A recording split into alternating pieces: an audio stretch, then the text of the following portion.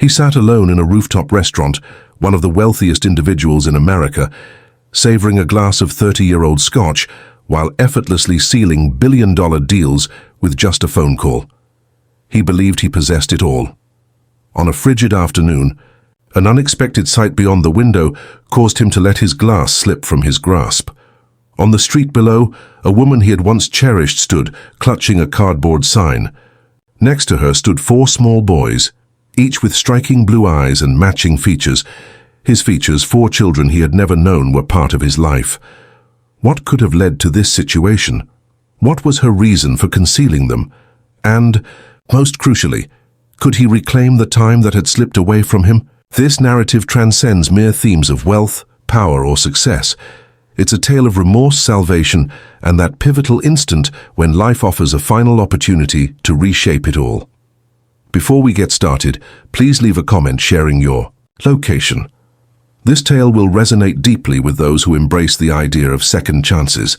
The gentle chime of ice in a crystal tumbler resonated quietly as Chase Whitmore gazed through the rain-drenched window of Manhattan's most elite rooftop dining establishment. The city lights sparkled like a myriad of diamonds, yet none could dispel the coldness that lingered in his heart. He lingered at a table set for 2, a solitary figure with a plate of steak growing cold before him. At 44, Chase had triumphed in the business realm, serving as the founder and CEO of Whitmore Holdings, valued at over $12 billion. He possessed it all: power, prestige, and control. And yet there lingered a void that not even his 30-year-old scotch could fill. The rain had gone unnoticed until a flicker of motion on the sidewalk below captured his gaze. He looked down and became still. There, nestled under a worn umbrella, stood a woman accompanied by 4 little ones. They clutched a damp cardboard sign and presented weary roses to those who walked by. It was an ordinary scene in New York, yet there she was, Sienna, his former wife. His heart ceased to beat. Her face had a leaner appearance, yet it was unmistakably hers. Her once vibrant auburn curls were gathered into a weary ponytail, and encircling her were 4 little boys, no older than 5, strikingly identical and eerily familiar. They possessed his striking green eyes, his charmingly crooked smile, his defined jawline. Chase sprang to his feet, sending his tumbler tumbling to the ground. The glass broke into countless pieces on the floor, eliciting surprised looks from the diners around. A waiter hurried to his side, yet Chase remained oblivious to his presence. He dashed toward the elevator, his heart racing with urgency. In what way? What is the reason? 4 little ones? Those kids of his. Since their tumultuous separation 6 years prior, he had not exchanged a word with Sienna. She had disappeared, turning her back on the alimony, slipping away from social circles and ignoring every call, and now she found herself in the rain, pleading alongside children who resembled him in every way. He erupted from the structure into the frigid night, hardly registering the downpour drenching his finely crafted suit. He swept his gaze across the sidewalk, a surge of panic rising within him at the thought that she might have disappeared. But then he spotted them just half a block away. "Sienna," he uttered, his breath coming in quick gasps. She recoiled at the sound of his voice, then gradually pivoted. Her eyes grew large, reflecting a blend of astonishment, embarrassment, and cautious trepidation. The boys gathered around her, holding the moist flowers tightly. "Chase," she murmured. His eyes drifted down to the children. His gaze met theirs, filled with wonder and intrigue. "Do they belong to me?" he inquired with a raspy voice. Sienna paused before responding.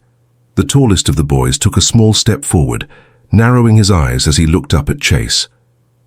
"Mommy, who is that person?" Sienna glanced at her son before shifting her gaze back to Chase.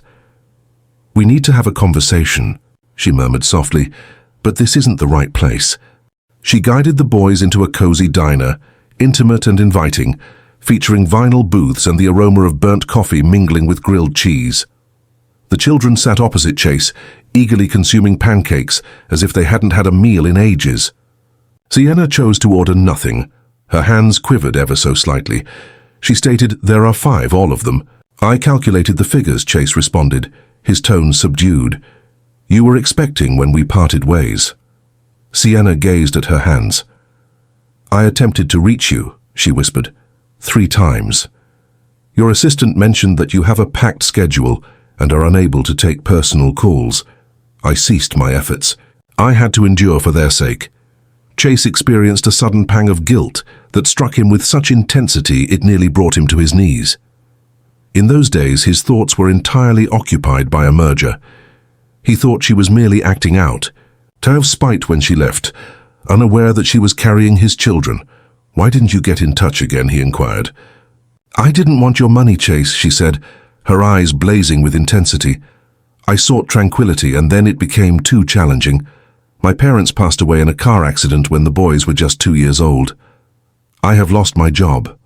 Our apartment is no longer ours. Since then, we have found ourselves in shelters." A boy pulled gently at her sleeve. "Mommy, I still feel hungry." The words pierced Chase's heart. He gazed at the child, slender and pale, yet with eyes that sparkled with life. His son was starving while he indulged in $5,000 scotch. "Why don't you come home with me?" he suggested unexpectedly. "Everyone here, this evening." Sienna's eyes fluttered open. "It's not something I can simply do." "I don't mean for an eternity," Chase added hastily. "Allow me to provide a cozy spot for the children to rest tonight." After a moment of uncertainty, she gave a single nod. In the guest suite of Chase's penthouse, the 4 boys sat cross-legged, on the soft carpet, their eyes filled with amazement as they watched cartoons. Chase lingered in the hallway, clutching a photograph of the boys from the diner, a brief glimpse he had captured. He found himself unable to look away from it. His heart pounded rhythmically, echoing like a drumbeat. His offspring. He glanced at Sienna, who lingered close by in a sweater that wasn't hers. "I wish to understand them," he murmured softly. "I desire to take on the role of their father." "That's not solely your choice," she responded. "Fatherhood transcends mere genetics, Chase. It's all about presence. It is appearing, not just when it suits you, but consistently, day in and day out." "I understand," he replied, "but I want to give it a shot." Sienna observed him intently for an extended period. Then her expression eased just a touch. "They aren't playthings, Chase," she cautioned. "If you commit fully." He gazed into her weary eyes and nodded in understanding. "Completely committed. What actions would you take if you were in Chase's position?" "Can you really believe Sienna's tale after all this time? Do you believe she was justified in keeping the children hidden? Share your reflections in the comments below. Drop a 100 if you're enjoying the narrative up to this point. Chase hardly found rest. Whenever he shut his eyes, those 4 tiny faces appeared before him, each one a flawless reflection of his essence, every image infused with the years he had overlooked. Celebrations, milestones, joy, emotions, everything slipped away, just like grains of sand slipping through his fingers. At 6 a.m., he stood in the kitchen of his penthouse, observing the sunrise as it brushed the skyline with hues of gold. A gentle noise from behind prompted him to look back. One of the boys, though he couldn't yet identify which, lingered at the hallway's edge, rubbing his eyes and pulling along a stuffed dinosaur. "Greetings," Chase spoke softly. The young lad gazed up at him, his eyes wide with curiosity. "Are you the person from last night?" Chase beamed, lowering himself to meet his gaze. "I exist, and you are required to be." "Caleb," the young lad murmured. "I found myself lost in a delightful dream of pancakes." Chase chuckled. "Wonderful dream. What if we turn that into reality?" Before long, the kitchen erupted with a cacophony of sounds. 4 boys chuckled as Chase expertly flipped pancakes while Sienna observed from the counter, sipping her coffee with a watchful gaze. She remained cautious. Who could fault her? Life had toughened her demeanor, yet beneath the surface, Chase could still catch fleeting glimpses of the woman he had once cherished so profoundly. Her laughter echoed as she beheld Caleb's pancake tower, the gentle way she cleaned the syrup from Elias's chin. Following breakfast, they brought the boys to Central Park. The air was crisp, yet the children darted about like untamed fawns, their laughter ringing out as they playfully pursued one another amidst the trees. Chase lingered next to Sienna by the fountain, their breath escaping in wispy clouds in the chill of the air. She confessed softly that you had a natural way with children. He let out a soft laugh, It's amusing, really, that I've never had any experience. Sienna gazed at him intently, her eyes lingering on his face. You would have made a great father, she remarked. At that time, I simply didn't believe you desired that kind of existence. I had no idea I could desire it, Chase admitted candidly. I believed that creating the company and generating billions would suffice. Is it? She inquired. He observed the boys pursuing the pigeons as if it were their ultimate purpose in life. Not anymore, but just as the warmth between them began to soften the air, a sharp voice sliced through the moment. Is that truly you, Chase Whitmore? They pivoted. A woman in a stylish designer coat and heels that seemed too extravagant for the park approached them with confidence. Amanda Baxter, Chase's former flame, a favorite of the tabloids, daring, strategic, and certainly not the type you'd want to witness in a moment of weakness. Wow, she remarked, taking in the surroundings with arched eyebrows. I was surprised to see you here with them. Chase moved ahead with a sense of guardianship. Amanda, now is not the moment for this. Yet Amanda's gaze was firmly fixed on the boys. They seem recognizable, she remarked, tilting her head. So you're 5 years old now. Hold on, are those yours? Sienna tensed, pulling the boys in tighter. Caleb and Elias appeared perplexed. Oliver grasped her hand tightly. Noah scowled. Chase's jaw clenched. Indeed, they are my children. Amanda's lips twisted into a sly grin. It's amusing, the media is sure to enjoy that unexpected twist. Sienna appeared as if she'd just received a harsh blow. She asked Chase, her eyes suddenly filled with panic. You told people no, he replied swiftly. I promise I haven't uttered a single word. Amanda let out a derisive laugh. Take it easy, I'm not here to pitch a tale just yet. Simply a surprise, nothing more. You once claimed that having children could derail one's career. The atmosphere was charged with anticipation. Chase moved nearer, to Sienna and the boys. Everything evolves, he remarked. I have transformed. Amanda arched an eyebrow. Time will tell. She walked away with confidence, creating an echo of stillness behind her. Sienna averted her gaze from him. Her jaw tightened. The boys, attuned to the change in atmosphere, gathered close to the bench, their earlier games slipping from their minds. I can't do this, Sienna whispered. I won't allow our children to become fodder for sensational stories. They have endured more than enough already. They absolutely will not be, Chase asserted with conviction. I refuse to allow that to occur. It's impossible to dictate the words of others, Chase. In a realm filled with lenses, sensational news, and opportunistic observers. That doesn't belong to us. He proposed the idea of a shared world between us. She cast him a glance, a blend of sorrow and incredulity. Do you genuinely believe we can seamlessly resume from our last point? No, he confessed, but I yearn to embark on a new journey. She gazed down at the boys. They observed her intently, filled with uncertainty and fear. Then the tiniest one, Oliver, approached and pulled on Chase's coat. Will you be departing? He inquired gently. Chase knelt, his heart in turmoil. No one, he stated, never again, not now or in the future. What emotions would arise if an individual from your history reappeared, bearing a revelation that transformed everything? Should Sienna consider giving Chase another opportunity? Did Amanda make a mistake by arriving in that manner? Or did she merely voice what others dared not to? Share your thoughts in the comments if you believe in the power of second chances. What actions would you have taken if you found yourself in Chase's position? In the days that followed her meeting with Amanda, Sienna maintained a careful distance. Even as she permitted Chase to continue his visits with the boys, her defenses had risen once more formidable than ever. She had to protect her sons from any potential harm. Once more, not by the same man who had previously prioritized ambition over love. Yet Chase was resolute. Each morning, he would send her a message simply to check in on how they were faring. Each afternoon he arrived with a fresh children's book or a gently used toy.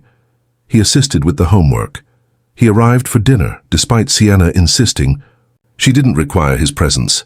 As Elias battled the flu, Chase devoted the night to caring for him, providing cool compresses and warm soup with unwavering dedication. As Oliver scraped his knee at the park, Chase was quick to kneel beside him, gently kissing the wound to soothe his pain. As Caleb experienced a meltdown over the absence of his favorite cartoon, Chase quietly settled beside him, offering comfort until the tears ceased. He had his flaws, yet he was always there. On a brisk Saturday morning, Sienna lingered by the kitchen window, observing Chase in the yard. He assisted Jaden and Caleb in constructing a snow fort as the twins playfully pursued one another, hurling snowballs. The sound of his laughter resonated throughout the yard, authentic, genuine, unfiltered. Sienna felt a deep pang in her chest. Perhaps individuals have the capacity for transformation. Later that night, after the children had drifted off with marshmallow mustaches and contented hearts, Chase assisted her in tidying up the kitchen.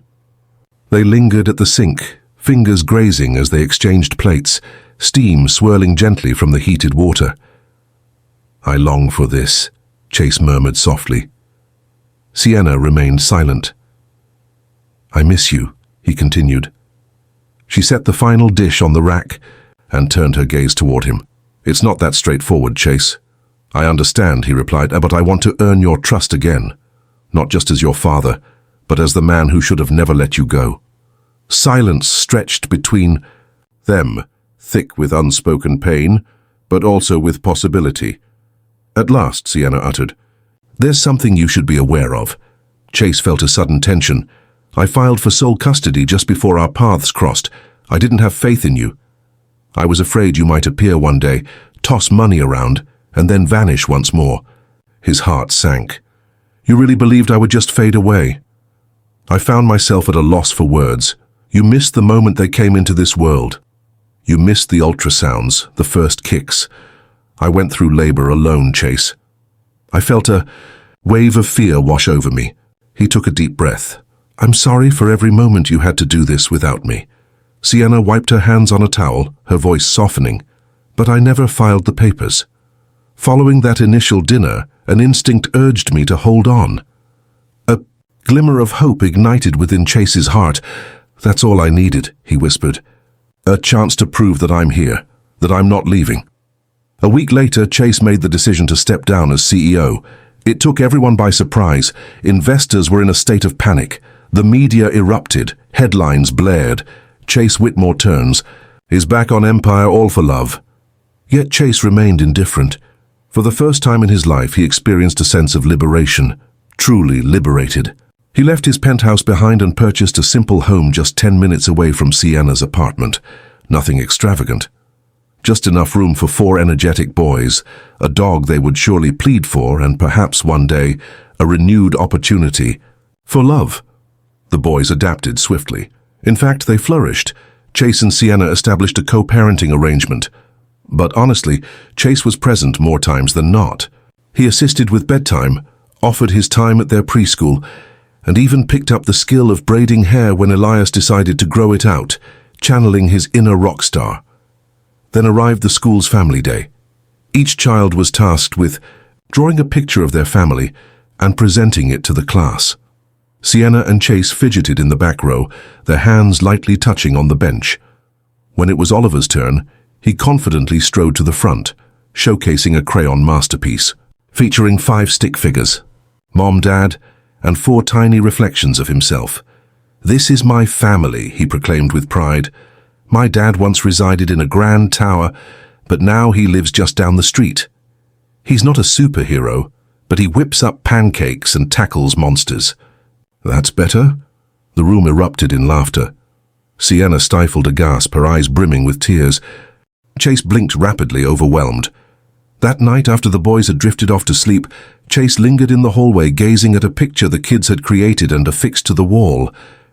Once more, stick figures, but this time adorned with large hearts floating above their heads. Sienna joined him, initially quiet. "You've become the father they needed," she murmured. Chase shifted his gaze toward her. "And I still want to be the man you need." She hesitated, then reached for his hand. "I never stopped loving you," she said. He enveloped her in his embrace, as if he could never bear to release her. And this time he didn't. Months passed. Celebrations marked the occasion of birthdays. Tantrums were calmed. Life transformed into a chaotic symphony of colors and joy. One spring evening, the boys congregated in the backyard, encircled by a picnic table adorned with markers and glitter. They were crafting thank you cards for Family Day. As the sun dipped below the horizon, Chase and Sienna sat together, observing, and then with hearts brimming with gratitude. "Did you ever imagine we'd find ourselves in this moment?" she inquired. Chase smiled. "Not in a million years. But I'm pleased we went through with it," she remarked. "So am I." And when the boys hurried over with a crafted card that said, "To Mom and Dad, our forever family," Chase realized without question that he had created something much more significant than an empire. He had finally returned to where he belonged. How did this narrative resonate with you? Did Chase earn your forgiveness? Do you think people can truly transform?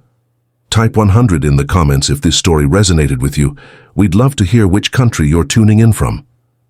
We're eager to hear from our wonderful audience. And remember to like, share, and tag a friend who believes in second chances, because sometimes the most remarkable comeback is returning home.